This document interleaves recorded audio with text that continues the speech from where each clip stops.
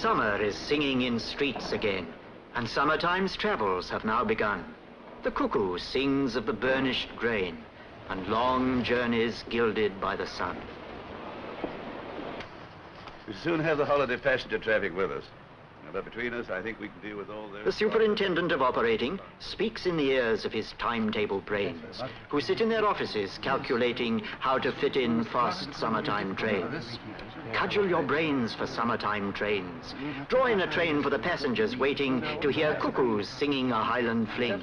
Draw in a line for a non-stop to Edinburgh over the Tyne. And so the new service comes into its hour. The morning is June, the weather is fine. At King's Cross Depot of Motive Power, the drivers come in to sign on the line. Bob Marrable, top-link train driver, who's always a punctual arriver, wears boots, footplate size, has colour-light eyes, and engine oil in his saliva. Rolly Ruffle, his mate in the team, often sprays out his tonsils with steam and treats gravel rashes by damping down ashes and using the paste like Cold Cream. The 9:30 non-stop train to Edinburgh, the Elizabethan, will leave from platform 5. Passengers for Dundee and Aberdeen travel in the front of the train. At King's Cross, the coaches are filling with passengers. Porters are willing to carry their cases and find them their places for a tenner or even a shilling. The Elizabethan will leave from platform 5. Passengers for Dundee. Like a general gathering forces, the chef's checking up his resources. All the pains in your belt Mr. Wheeler can melt and roll your eyes round with his sauces.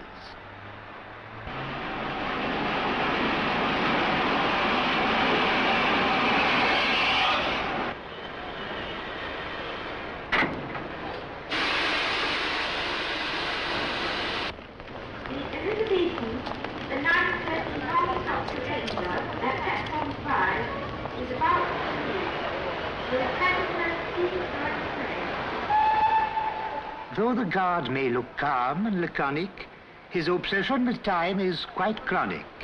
But a punctual start binds the train to his heart. The relationship's purely platonic. At platform 5, the Elizabethan, a special express of the holiday season, summons its strength. And the time to depart marks an ending for some, but for many, a start.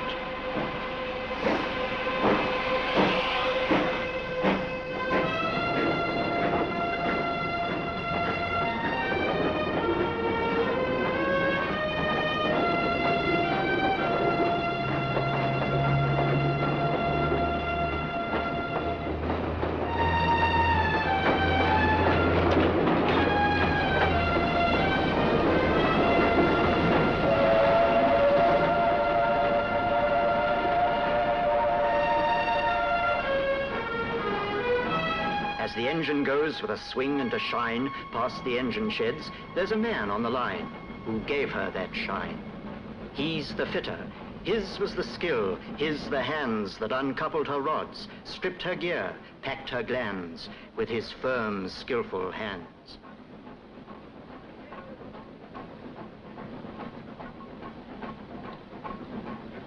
And the boy was one of that servicing crew who gave care and craft to each thread on each screw and made it fit true. They're the fitters, the men with the cunning to bring through each big end and piston, valve, spindle and spring, all that power and swing.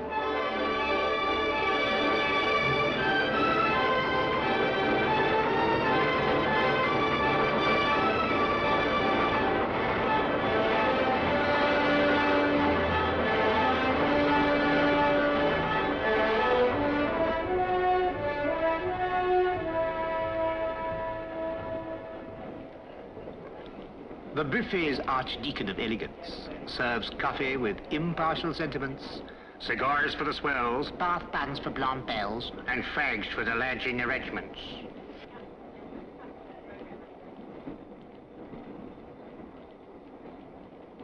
The passengers sitting at buffet tables, the Howards, the Berts, the Cynthias, the Mabels, enjoying the comfort and ease in their seats, careless of crumbs in turnips or pleats, admire the gleam on the chromium plate, the polish on tables, the unfaded state of curtains and fabrics.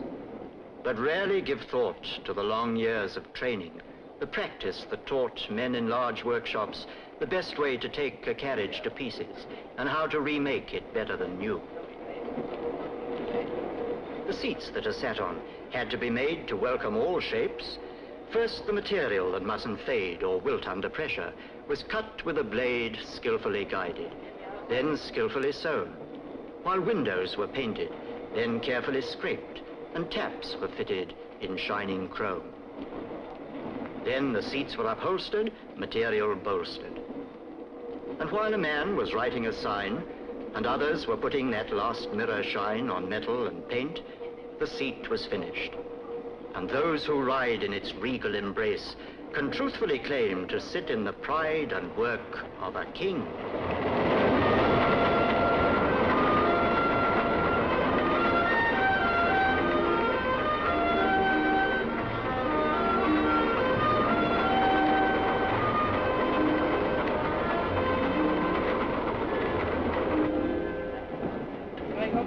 As time gets on, so people get thinner, unless they take lunch or midday dinner. So the kitchen car prepares to fill the waistcoat of Jack and the waistline of Jill.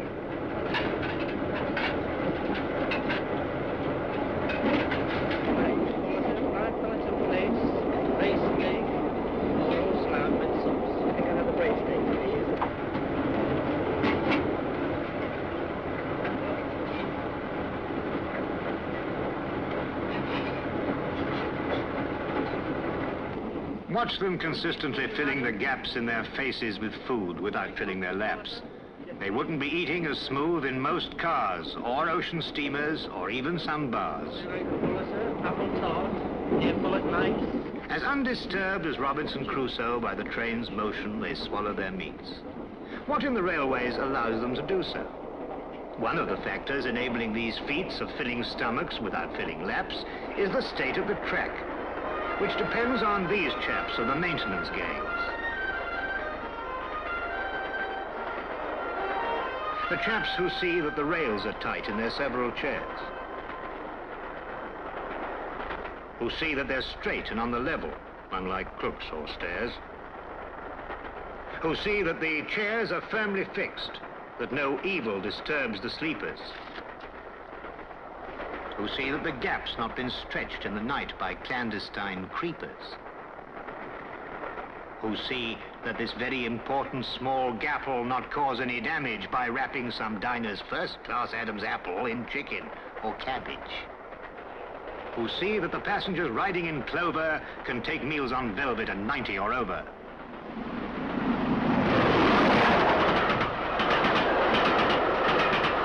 While the side-slipping countryside changes to town, meadow, sweet, speedwell, charter and gown, dreamlike in boxes, unseen watchful eyes, path-setting panel, tell us no lies. Watch the trains passing, guide her with care, junction and crossing, points in a pair. With a turn of the wrist, the click of a switch, track circuit magic, vault of the witch, out of York City and on to the north, past Durham, Newcastle, over Tweed to the Forth.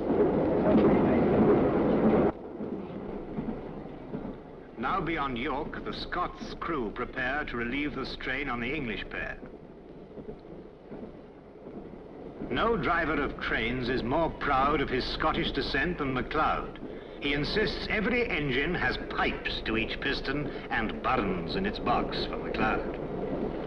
His mate, Mungo Scott's cursed with Bristol, that's as tough as a John Knox epistle. When he kissed a young lass in the dark for a lark, she asked, "Was that you or a vessel?"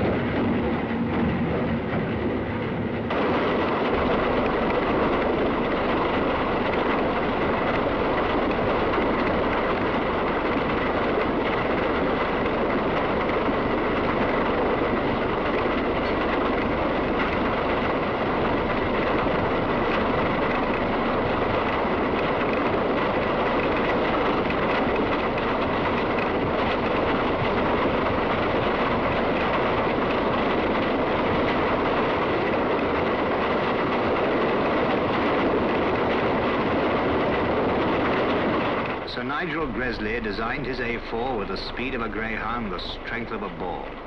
But when he put fire in her stomach, he taught her to burn with a furious thirst for water. So when she approaches a water trough, watch Fireman Mungo doing his stuff.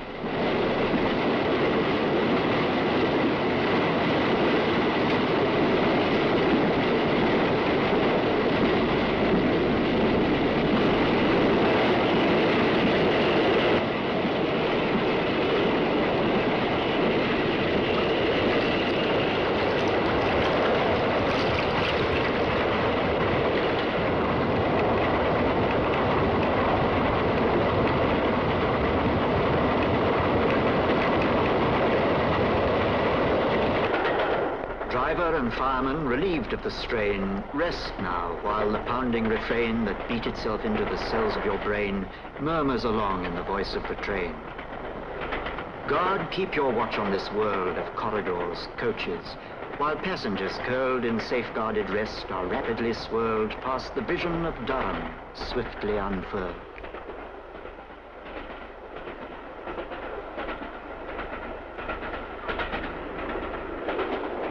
The Elizabethan goes driving onwards, while buffet attendants or restaurant stewards, performing their corridor service dance, try to anticipate passengers' wants, waltzing through coaches to serve in compartments, while signals are serving the train with clear distance.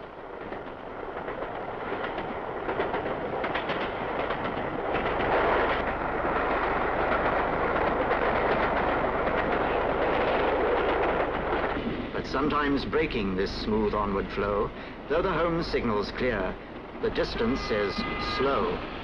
The regulator slams shut, and McLeod clamps on the brakes. The loud hiss of steam as the train seems to slow to the pace of a cloud breaks the afternoon task and disperses the dream.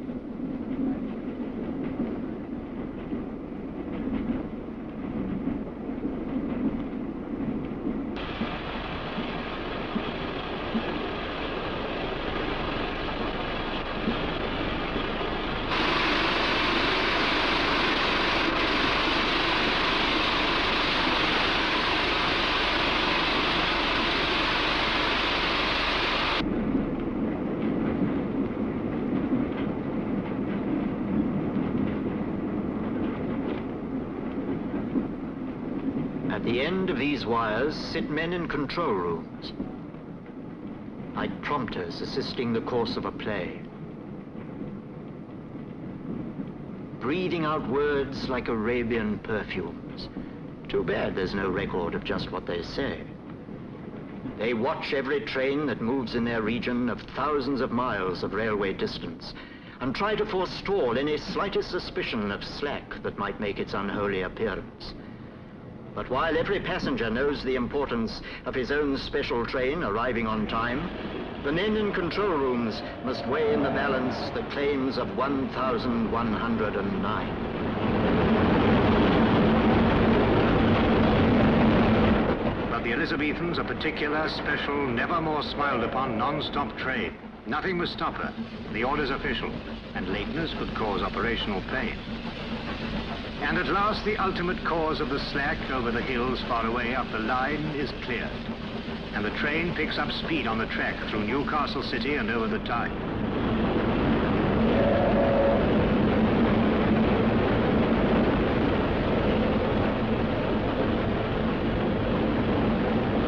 But now the express has lost time. She'll be late unless driver Tony and Mungo, his mate, can make up 4 minutes and nearly a quarter on the difficult stretch running over the border. Here's driver McLeod, mighty old hunter, chasing each minute of time's silent thunder, riding down seconds over the straight track, chasing the seconds lost rounding the curved track, coaxing each delicate petal of power out of steam's suddenly blossoming flower. Here's muscular Mungo, hard-handed toiler, who keeps water flowing round the tubes of the boiler, keeps up the pressure, heaves tons of coal on, makes sure his driver's got enough steam to roll on, bends till his back ache, shifts as his feet work, rhythmically swinging to make boiler heat work.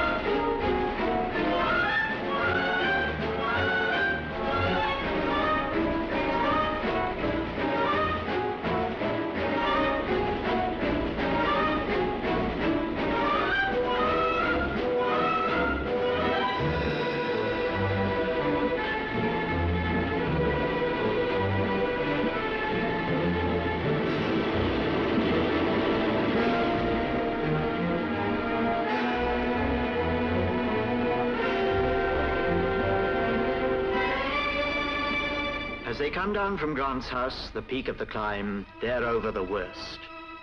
And she's running on time.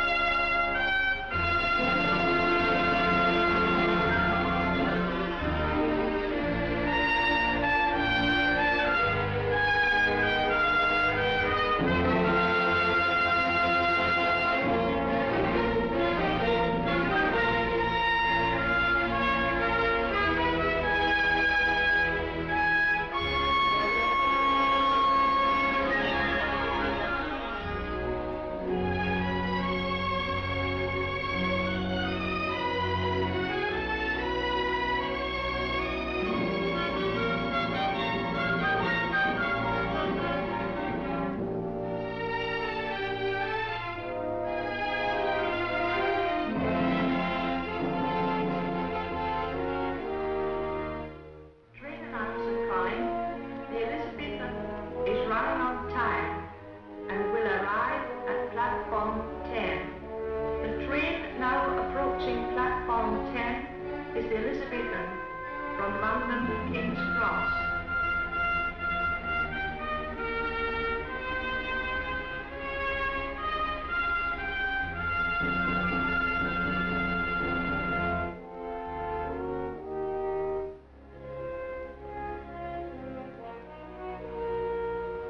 Mr. Arnott of Waverley Station has a very high sense of occasion. If a train's a non-stopper, his topper is proper. His Hamburg's for trains of low station. The Elizabethan that's now arriving at platform 10 in Waverley Station left London at 9:30 sharp this morning with mothers, with sons in high expectation, with fathers, with daughters, of pounding the path non-stop from King's Cross in 6 hours and a half.